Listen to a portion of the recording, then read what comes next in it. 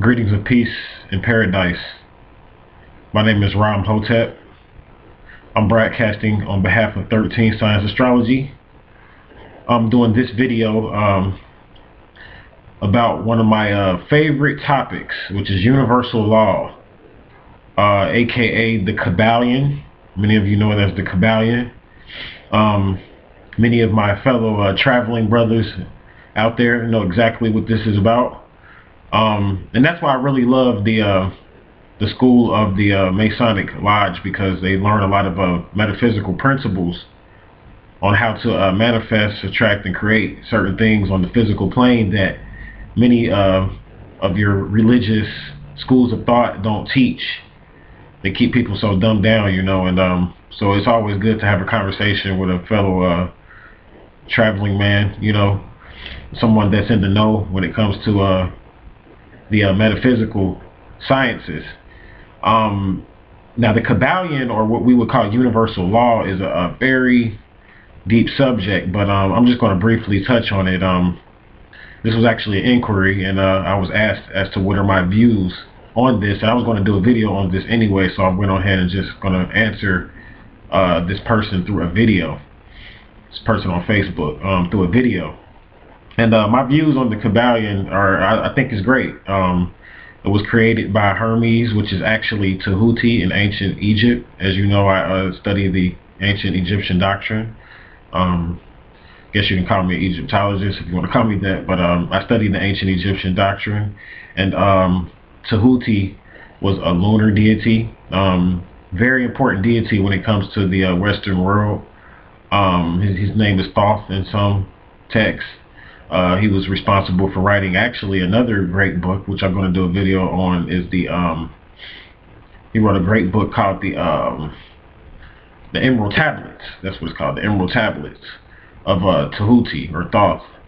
And Tahuti was a philosopher, a man of wisdom. He dealt with Ma'at, very important deity when it comes to the ancient Egyptian doctrine. And he introduced these universal laws to man, to teach man and woman how to create on this plane, and the universal laws that we all must obey and stay in correspondence with, which is one of the universal laws, if we are to be in unison with the earth and the universe and things of that nature. And I'm going to cover there's seven universal laws that are covered in the Kybalion in depth. I suggest you definitely go out and research the Kybalion. It's a great research tool to have. There's seven universal laws, seven principles known to man, what we call universal laws. The first one being is mentalism, because all things that are created come from the mind, the mental state. The mind is mentalism, because anything that you see here on this physical manifestation came from the mind of someone or some entity. Came from the mind of someone and some entity. Anything in the universe that you see came from the mind of an entity or someone, because all things in the universe are living, are mental. They have mind. They create with intent. Even the sun, it's mental, it's living, it's organic. It has a mind of its own, and it creates. The second universal law is the law of correspondence. The law of correspondence. This is a beautiful law when we deal in astrology, because this really links into the astrology, and all of these universal laws actually are used in astrology, believe it or not. But the law of correspondence deals with as above, so below. As above, so below. Very important, because it's basically dealing with things that take place on the physical plane, are manifested in the heavens first. In the Bible it says, "Thy kingdom come, thy will be done on earth as it is in heaven." And this is actually dealing with the law of correspondence, which is taught in the Bible. So, you know, even the Bible is dealing with these universal laws and principles, these highest principles known to man, these seven high principles of universal law, which is actually called, seven is called the number of perfected man, because it's seven universal laws, and once you master these laws, you become a perfected man. You see, so you become a perfected man, which is dealing with the seven, which is another school of thought that I'll go into at another time. The law of vibration, very key universal law when we deal with the law of vibration, because all things have a vibration. or a vibratory rate. Even in various other dimensions, all things vibrate on different levels. There's different levels. There's the mental realm, the physical realm, and the spiritual realm, which is covered in the Kybalion as well. And then within these realms, how you get to these realms is predicated upon and based upon and founded upon the vibration of the particular realm. So if you want to establish a connection with the spiritual realm, you have to learn how to raise your vibration. You have to learn how to raise your vibration to get to the spiritual realm. To get to the mental realm and to live in the mental realm, you have to learn how to raise your vibration, which is the plane of force. And these planes actually correspond with the third, fourth, and fifth dimension. And I'll go into that in another video. But the spiritual, mental, and physical realms correspond with the fourth, and fifth dimensions, which is all based upon the law of vibration and learning how to vibrate on various levels so that you can raise your energy to match up with those realms. And we learn this in meditation. We learn this in various different martial arts school of thoughts. To all my fellow martial artists out there, we learn how to raise our vibration. The law of polarity, which is the fourth universal law, the law of polarity.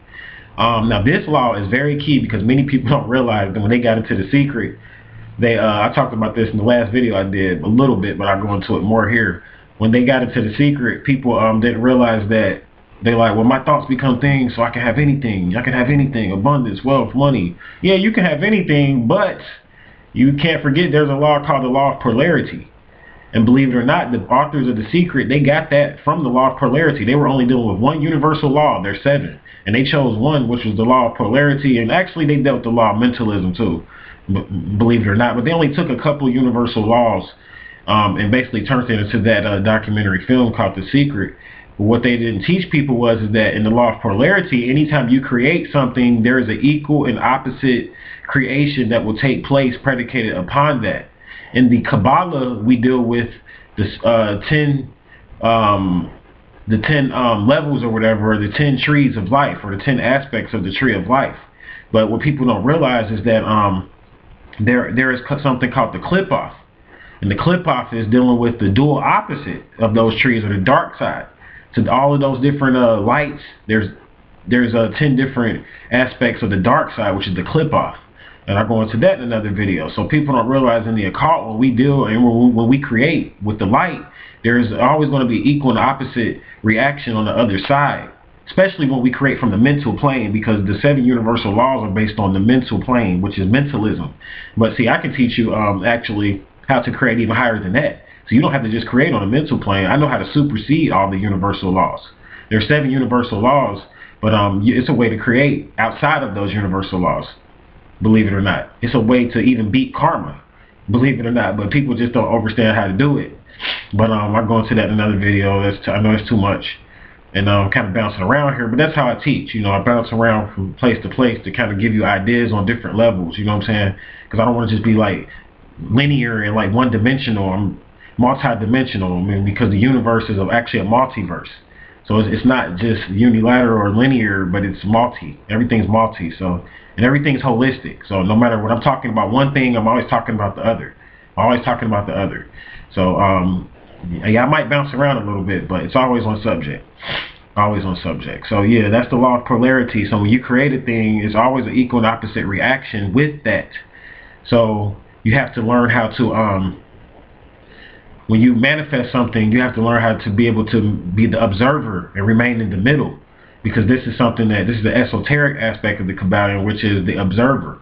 There's actually 3 realms to the law of polarity, not 2. They say it's dual, but it's really 3. They don't teach you that. And the third one is dealing with the observer, or the one that just remains as the witness. He remains in the middle, or she remains in the middle. She doesn't identify with the positive or the negative. And when you learn how to create from the realm of the observer, that's the secret.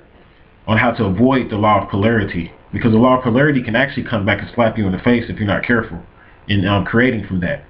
So when you're asking for all this big money, be wary of what's going to come behind that. When you ask for a thing, always try to think of the opposite reaction that you're going to get predicated upon that. You ask for fame, just know that you're going to be a lonely person. Yeah, you want fame and fortune, you're going to be a lonely person because you're not going to have no friends out here. You know what I'm saying? Because everybody's going to either want you for your money, they're going to want you for something.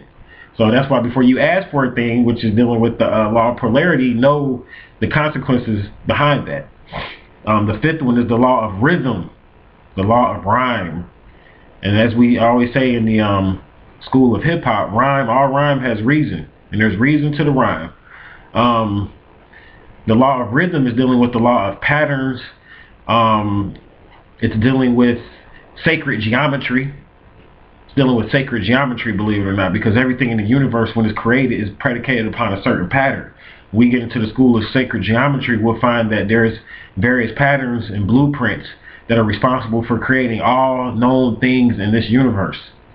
And this is predicated upon the law of rhythm, or what we call sacred geometry. And even in astrology, we deal with rhythm.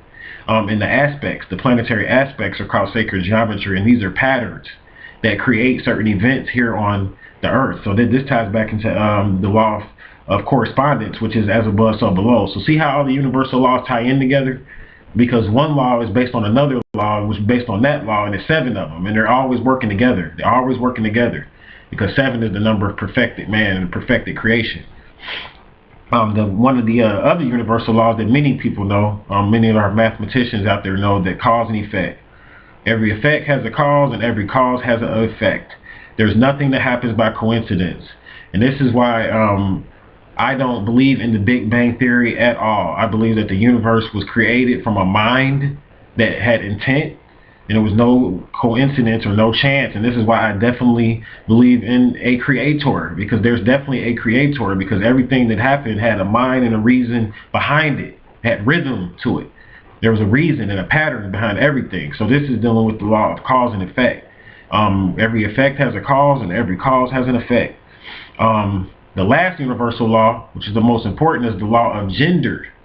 The law of gender. Everything has a feminine and masculine principle attached to it. As I cover in the number 13 video, I talked about the sun has a feminine and a masculine principle. The moon has a feminine and a masculine principle. There are male lunar deities and female lunar deities. See, this is what they don't teach you. There are female solar deities and male solar deities. So they don't teach you these things a lot of times, and many people think the sun is masculine and the moon is feminine. No, everything has a gender. Everything has a masculine and a feminine side. Mars may be a masculine planet on one end, but then when a female, it uses Mars, the Mars aspect as well. So Mars is even a feminine and masculine planet. Everything has gender to it. Nothing, as I said, is just one way. There's always a duality with it. And another thing about the law of gender, and I'll go ahead and close because this is the last universal law, is that when we deal with the principle of soulmates and twin flames, which I'm going to do a video on that, soulmates and twin flames, this is the school of that comes through the law of gender. Because when you incarnated here on this planet, you were actually, before you came to this planet, before you manifested in the physical realm, you were actually a feminine and a masculine being, believe it or not. And when you incarnated here, you split. You split. So if you're a man, you have a female counterpart or a soulmate. You have a feminine counterpart that's your soulmate or your twin flame. And if you're a woman, you have a male counterpart that's your soulmate and your twin flame. And if you want to learn more information about this, you can get one of my synastry readings, and I can help walk you into various methods and techniques on even just how to identify if one is your soulmate, which is something easy to do, but a lot of people don't know.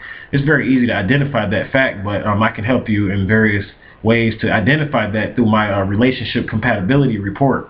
But yeah, we all have a soulmate, which is predicated upon the gender, because before you manifested here physically, you were a male and a female. So you were a genderless being, because on the realm of plane of force in the 4th dimension, well, actually, really, it's in the 5th dimension. They don't really deal with the sexes the way we do. It's not a split, you see. So it's hard for you to understand this concept. But if you remember and can meditate and go back that far to when you were in spirit plane, you will understand what I'm saying. You were both sexes, beloved. You were both sexes, male and female.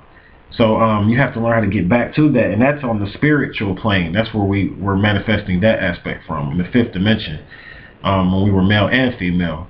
So this covers my views on the Kybalion, the School of Tahuti, and the universal laws and principles and practices. For more information, please visit my site, 13signsastrology.com. That's the number 13, signs plural, astrology.com.